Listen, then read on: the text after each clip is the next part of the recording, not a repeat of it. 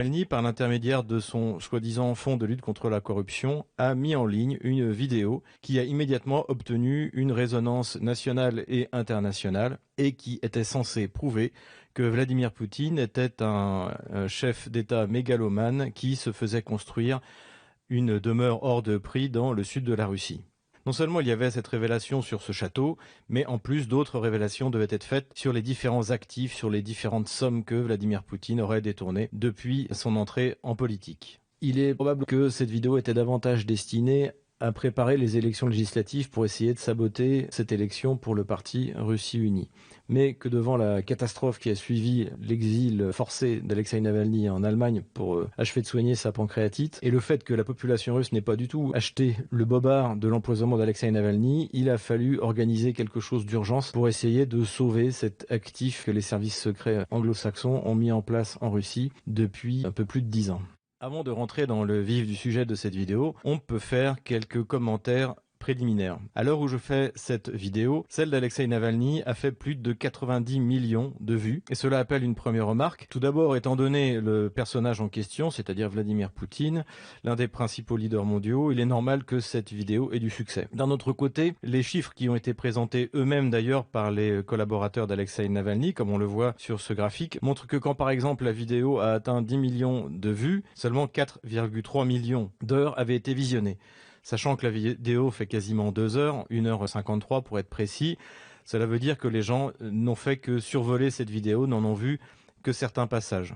Et je pense d'ailleurs que c'est délibéré, puisque comme on le verra, il n'y a rien de vraiment nouveau ni concret dans cette vidéo. Donc le but est plutôt d'assommer l'auditeur avec une avalanche d'images, de faits non prouvés, et d'obtenir à la fin en fait un espèce de rejet du président Vladimir Poutine par celui qui aura vu cette vidéo. On peut également souligner que l'élection de Joe Biden a prouvé que les GAFA font à peu près ce qu'ils veulent. Un internaute russe a d'ailleurs fait une capture d'écran au moment du lancement de la vidéo, où elle était encore à un peu plus de 450 000 vues, mais il y avait déjà 550 000 likes. J'imagine que si cela est avéré, YouTube va se faire un devoir d'aller vérifier cette affirmation. Enfin, par exemple, si Stratpol décide de faire une vidéo qui explique que les 3 millions d'euros d'Emmanuel Macron qui ont disparu juste avant la campagne électorale sont en fait investis dans un château en France et que on montre des images de ce château, que l'on montre les meubles de ce château et qu'on affirme qu'en fait c'est l'argent caché d'Emmanuel Macron, et bien cette vidéo aussi aura un certain retentissement, même si je n'y apporte aucune preuve, parce que c'est le président de la République française.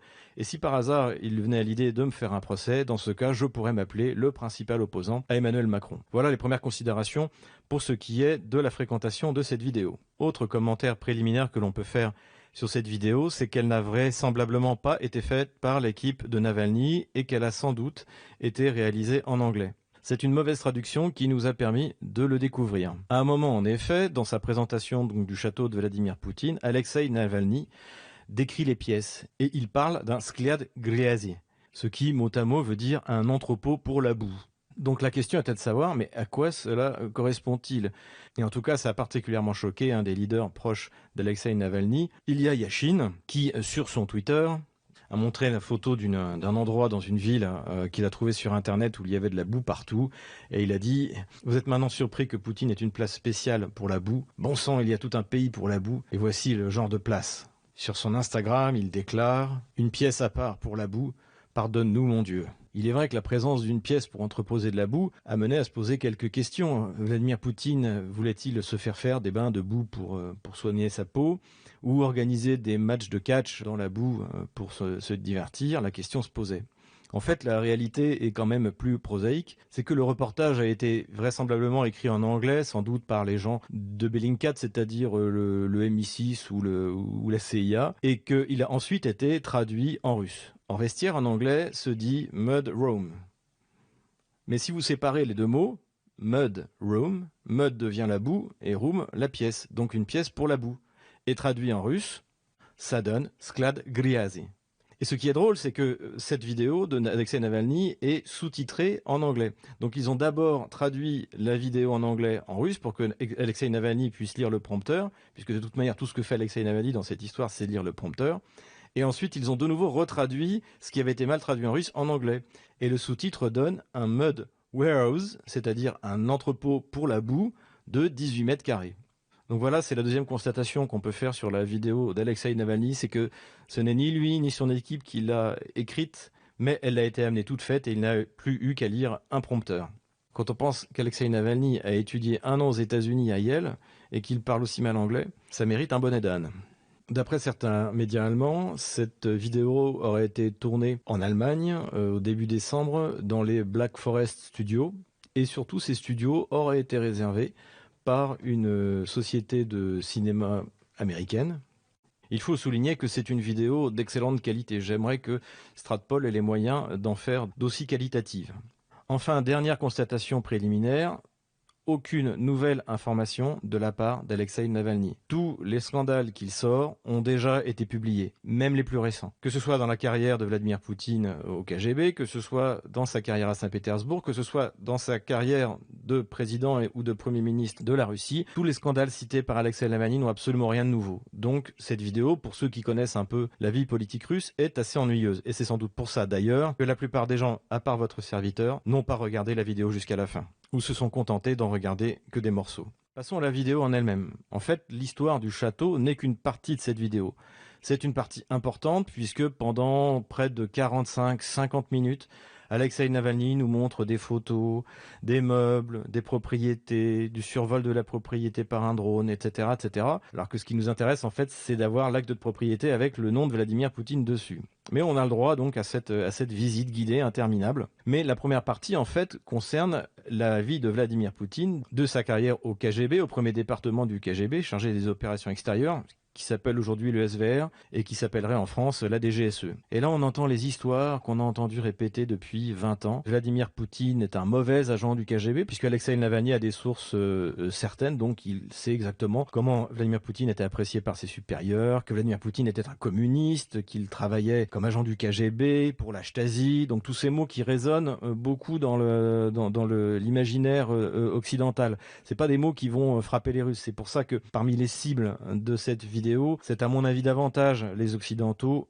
que les Russes, pour qui d'ailleurs la Stasi ne dit pas grand-chose en France évidemment. Beaucoup ont vu, et je recommande de le voir, La vie des autres, qui raconte l'histoire justement d'un officier de la Stasi. Navalny essaie de faire de Vladimir Poutine un personnage terrible en montrant son laissez-passer à la Stasi lorsqu'il dirigeait la résidence du KGB en Allemagne de l'Est. Vient ensuite l'épisode à Saint-Pétersbourg. Donc là c'est pareil, on entend de nouveau ce qu'on a entendu des milliers de fois, c'est-à-dire qu'en fait Vladimir Poutine a organisé des trafics, etc. On nous sort une vieille coupure de presse qui traîne sur Internet, dont on ne sait pas trop d'où ça vient, dont on ne sait pas trop qui l'a écrit, mais qui est considéré être une preuve.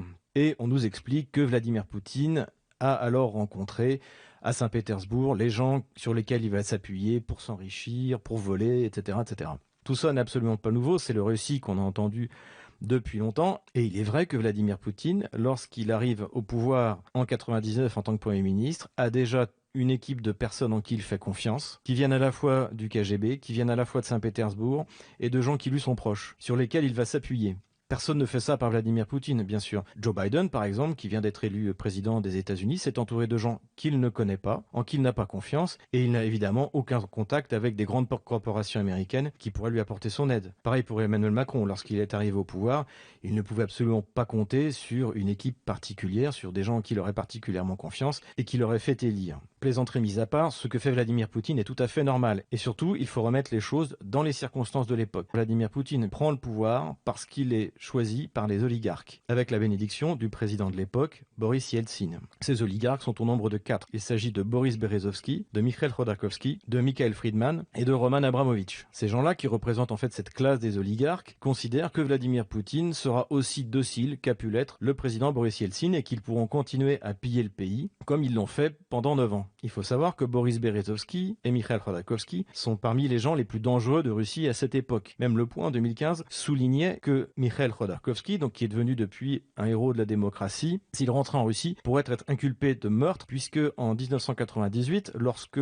Khodorkovsky a voulu consolider les actifs de Yukos, le chef de la sécurité de Yukos, qui a été condamné à de la prison ferme pour ce meurtre, a assassiné donc le maire de Neftyugansk, où se trouvait le principal actif de Yukos. Notons qu'après que le gouvernement russe, sous l'égide de Vladimir Poutine, a remis la main sur ces actifs, ils ont été transmis à une compagnie d'État russe, donc cet actif n'a pas été donné à un ami de Vladimir Poutine, Il fait partie désormais de la société d'État russe, Rosneft. Donc nous comprenons mieux pourquoi Vladimir Poutine avait besoin de s'entourer de gens puissants, habitués des structures de force, comme on dit en Russie, des gens riches, puisque lutter contre des gens comme ça coûte cher, et c'est ce que Vladimir Poutine a fait. Donc après, effectivement, on peut faire l'inventaire de ces gens qui ont aidé Vladimir Poutine. Donc à la fois des anciens du KGB, comme Narychkin, comme Sechin, le patron de Rosneft, ou Chemezov, le patron de Rostechnologie, et également des hommes d'affaires comme le milliardaire Timchenko ou les frères Rothenberg, les anciens professeurs de judo de Vladimir Poutine. Il faut dire que Timchenko et les frères Rothenberg, qui sont parmi les principaux milliardaires qui soutiennent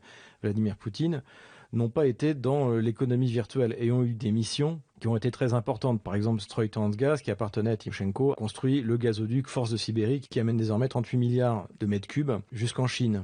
Rothenberg a été chargé de construire le pont de Crimée, mission qu'il a réussi magistralement contre toutes les prédictions, notamment de la partie ukrainienne, avec 6 mois d'avance. Timchenko, toujours lui, est à l'origine du projet Yamal-Espégué, auquel participe Total. Tous ces gens qui soutiennent Vladimir Poutine sont tous sous le coup des sanctions. La plupart de ceux qui avaient des biens à l'étranger ne pourront sans doute plus jamais les visiter et avant longtemps. Et pourtant, tous sont restés parfaitement loyaux vis-à-vis de Vladimir Poutine. Timchenko avait d'ailleurs dit publiquement qu'il avait que faire des sanctions et que lui était un patriote et qu'il était là pour servir son pays. On trouve aussi des personnages importants comme Yuri Kovalchuk, le patron de Bank Russia, dont on entendra parler à plusieurs reprises dans cette vidéo. Effectivement, Vladimir Poutine confie les grandes sociétés d'État à des gens en qui il a confiance. Gazprom, qui, dans les années 90, aide à boucler le budget de l'État de Boris Yeltsin, est une société extrêmement importante pour la Russie, et elle est confiée d'abord à Dimitri Medvedev et ensuite à Miller, qui d'ailleurs en est toujours le directeur actuellement. Comme Alexei Navalny essaie de nous expliquer que les équipes de Vladimir Poutine sont inefficaces, il nous explique qu'en 2007, Alexei Miller avait promis de faire de la capitalisation de Gazprom une capitalisation à 1000 milliards de dollars et qu'il a échoué puisque en 2008, la capitalisation est de plus de 300 milliards alors qu'elle est tombée aujourd'hui à 70 milliards. Cela signifie pour Alexei Navalny que la société est mal gérée et que Vladimir Poutine a volé la différence. Il semble qu'Alexei Navalny, malgré son passage à Yale, ait oublié qu'en 2008, il y avait une crise. Pourquoi est-ce que Alexei Miller dit ça en 2007 ? Eh bien, parce que lorsqu'il récupère la société au début des années 2000, elle est capitalisée à quelques milliards de dollars. Et effectivement, 7 ans après, elle est capitalisée à plus de 350 milliards de dollars. Avec cette rapide croissance, il était tout à fait pensable pour Alexei Miller que Gazprom puisse atteindre en 12 ans 1000 milliards de dollars de capitalisation. Surtout à l'époque où rappelons-nous, juste avant la crise de 2008, le baril, rappelons que le prix du gaz est indexé au prix du pétrole, était à 150 $ le baril. C'est de ça dont on parle. Et le chiffre que donne Alexei Navalny en 2008 est celui de juste avant la crise. Puisque effectivement, juste avant la crise, en 2008, la capitalisation de Gazprom est de plus de 350 milliards de dollars. Mais à la fin de l'année 2008, elle tombe déjà à 70 milliards de dollars. C'est la crise qui a fait baisser le prix du gaz et donc la capitalisation de Gazprom. Et d'ailleurs, on le voit sur cette courbe, la capitalisation de Gazprom suit les prix des hydrocarbures et réagit en fonction des crises. On se demande une nouvelle fois ce qu'a bien pu étudier Alexei Navalny en 2009 lorsqu'il était à Yale et visiblement personne ne lui a dit qu'il y avait une crise internationale en 2008. Pour prouver ses dires, Alexei Navalny utilise une méthode que nous connaissons bien chez nos journalistes français qui est de s'entreciter, c'est-à-dire qu'il cite des journaux, des médias qui sont d'accord avec lui. Donc on a le droit par exemple à Reuters, on a le droit à Novaya Gazeta, on a le droit au site gauchiste russe Projekt. Pour prouver que Vladimir Poutine recevait des pots de vin lorsqu'il était en poste à Saint-Pétersbourg, Navalny cite un homme d'affaires qui s'appelle Maxime Fredzone, qui a donné une interview sur, devinez quoi, sur Radio Free Europe, donc qui est l'émanation du département d'État américain. Et en cherchant un peu, on découvre que c'est un habitant de Leningrad qui a immigré en Israël en 1989 et qui est revenu faire des affaires et qui désormais poursuit des entités russes ou des citoyens russes devant un tribunal new-yorkais. Donc il poursuit Alexei Miller, il poursuit Lukoil, il poursuit Gazprom Neft, etc., etc. Le témoignage de cette personne ne constitue en aucun cas une preuve. Donc ce Maxime Fredzone, en fait, reproche ce que les oligarques ont reproché à Vladimir Poutine en général, c'est de ne plus pouvoir voler comme il volait auparavant. À un moment de la vidéo, Alexei Navalny nous expliquera aussi qu'un cousin de Vladimir Poutine, qui a été pris sous l'aile de Igor Sechin, donc le patron de Rosneft, est devenu extrêmement riche en étant actionnaire de la Bank Russia. Cette information n'est absolument pas nouvelle, j'en trouve déjà une trace en 2007, et d'ailleurs ce cousin ne s'en est jamais caché. Encore une fois, Vladimir Poutine s'est appuyé sur des gens en qui il avait confiance. Et après, ces hommes d'affaires ont travaillé entre eux sur certains projets, dont certains qu'ils avaient en commun. Et c'est ce qui s'est passé avec ce fameux château de Vladimir Poutine. Au bout d'une trentaine de minutes de cette vidéo, après avoir entendu des choses que j'ai déjà entendues 150 fois depuis 20 ans que je suis en Russie, on arrive enfin au château. Et là, en fait, Alexei Navalny joue le rôle d'agent immobilier. Et il nous explique que nous allons rentrer dans le château de Poutine. Et que personne n'a pu y entrer et que c'est extrêmement compliqué. Et pour cela, un de ses enquêteurs va aller au large des côtes de Gelendzhik et envoyer un drone après avoir retiré sa SIM carte. Donc on a eu une James Bond noire et maintenant on a un James Bond russe joufflu qui va nous révéler des choses extraordinaires. L'utilisation du drone n'était pas d'ailleurs obligatoire puisque effectivement ça donne de bonnes images, mais si on va sur Google Earth 3D, on a une bonne idée de à quoi ressemble le complexe. Mais merci à ce nouveau James Bond de nous faire découvrir le soi-disant château de Vladimir Poutine. Et donc là, pendant à peu près 20 minutes, Alexei Navalny nous abreuve d'images de ce qui semble être un hôtel très luxueux en construction, avec des pistes d'hélicoptères, visiblement un stade de hockey, des installations destinées à un public extrêmement riche. Au bout de la 45e minute, il commence à nous expliquer qu'en fait, ce château est construit secrètement pour Vladimir Poutine. Sur quoi s'appuie-t-il pour dire ça? Eh bien, sur quelque chose qui est sorti il y a 10 ans, en 2010. En effet, en 2005, un projet d'investissement immobilier est lancé entre l'administration présidentielle, mais il faut bien comprendre que l'administration présidentielle est quelque chose de très vaste, et des investisseurs privés pour construire à la fois un espèce de camp de vacances pour des enfants et en même temps un hôtel de luxe. Les investisseurs sont des gens de la banque Russia. Arrive la crise de 2008, dont Alexei Navalny ignore l'existence, et le projet tombe à l'eau et l'administration présidentielle se retire de ce projet. La fin de ce projet amène la ruine d'un des partenaires qui s'appelle Sergei Kolesnikov et qui part à l'étranger et qui en 2010 décide d'écrire une lettre au président Dimitri Medvedev, à l'époque Vladimir Poutine est Premier ministre, et qui lui explique en gros que la Russie est corrompue, que Poutine s'est fait construire un château et qu'il faut se battre contre la corruption. Mais ce que ne dit pas Navalny, c'est qu'à l'intérieur de cette lettre, il reproche aussi aux fonctionnaires de décourager les entrepreneurs et les investisseurs, et notamment Yukos Khodorkovsky. Donc il est évident que ce Sergei Kolesnikov en a entre guillemets gros sur la patate et qu'il en veut à ses partenaires de l'avoir laissé tomber et qu'il a dû être récupéré par l'équipe de Mikhail Khodorkovsky pour essayer d'influencer Dimitri Medvedev. C'était à l'époque, notamment en 2010, où on s'imaginait, où l'Occident fantasmait sur un possible conflit entre Vladimir Poutine et Dimitri Medvedev, conflit qui évidemment n'a jamais eu lieu et n'aura pas lieu. Donc en fait, dans cette explication, rien de nouveau. Mais de manière très qualitative, les réalisateurs de ce clip nous montrent que dans le passé, une société a été créée avec la même équipe, soi-disant pour fournir du matériel médical, mais qu'en fait cet argent aurait été détourné à 35% dans une société dont Poutine était actionnaire à 94%. Et là, effectivement, on peut se dire, il a trouvé la preuve, Vladimir Poutine est actionnaire d'une offshore qu'il détient à 94%, il doit y avoir des centaines de millions, voire des milliards de dollars. Et là donc on attend la preuve, le document, et on attend toujours parce qu'en fait il n'y a rien. C'est une affirmation gratuite d'Alexei Navalny, ou plutôt de ceux qui ont conçu ce reportage, et qui évidemment ils sont incapables de prouver. Donc on vous demande d'y croire sur parole, sinon vous êtes un agent du Kremlin.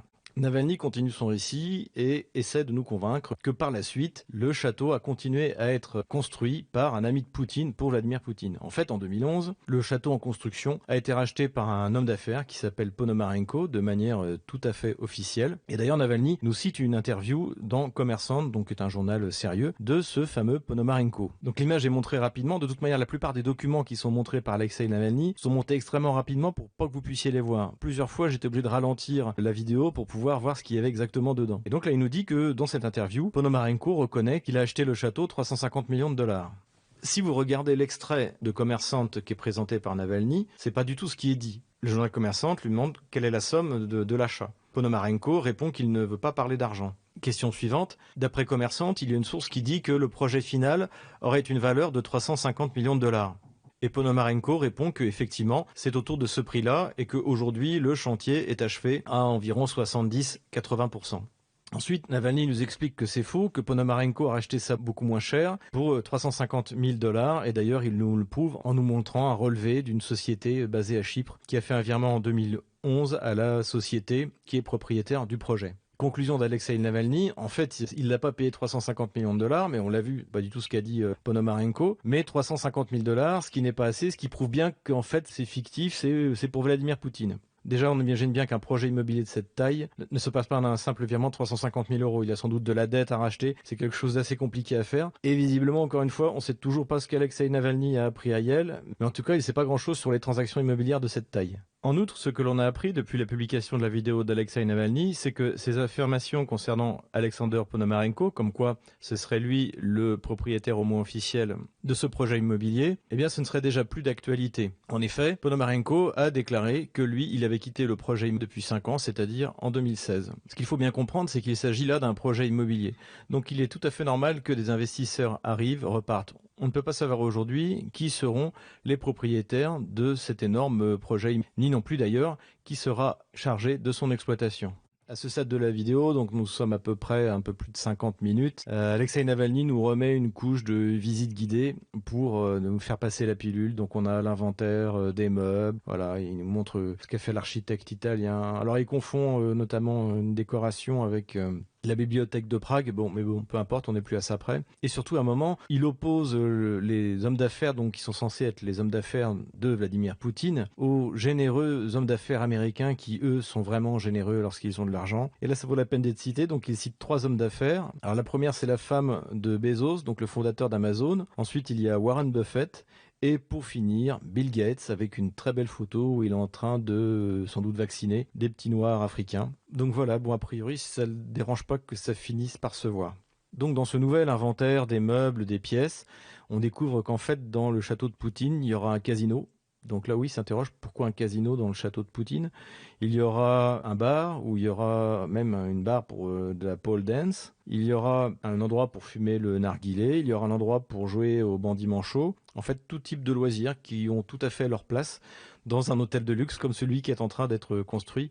Après de nouveau encore à peu près 20 minutes de luxe, on revient aux accusations. Donc cette fois, on a de nouveau droit à plusieurs schémas et il s'attaque à tout ce qui est les territoires autour du château. Donc il y a des vignes, visiblement il y a de l'ostréiculture, etc., etc. Et là, il nous explique qu'en fait, tout ça est administré par des gens qui sont proches de Poutine et notamment liés à son cousin, le fameux cousin dont nous avons parlé. Mais tout ça sans aucun lien réel officiel avec Vladimir Poutine. Donc en fait, tout le récit qui nous est vendu par Alexei Navalny doit être cru sur parole. Il n'y a pas l'ombre d'une preuve.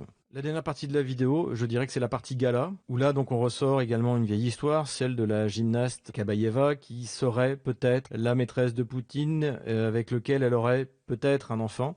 Pour finir, enfin, j'apprends quelque chose que je ne connais pas, que les Russes ne connaissent pas, enfin pas tous, c'est que Vladimir Poutine aurait eu une autre maîtresse à la fin des années 90 à Saint-Pétersbourg. Et de cette maîtresse, il aurait eu une fille, puisque la preuve c'est qu'elle lui ressemble, qui serait née en 2003. Tout cela est tout de même très bizarre dans la mesure où Vladimir Poutine en 1998 est à Moscou, où il est chef du FSB. En 1999, il est Premier ministre, toujours à Moscou, et en 2000, il est président. Donc ça supposerait qu'il aurait entretenu une relation avec une maîtresse saint-pétersbourgeoise, tout en étant à Moscou et sans avoir l'idée de la faire monter justement à Moscou.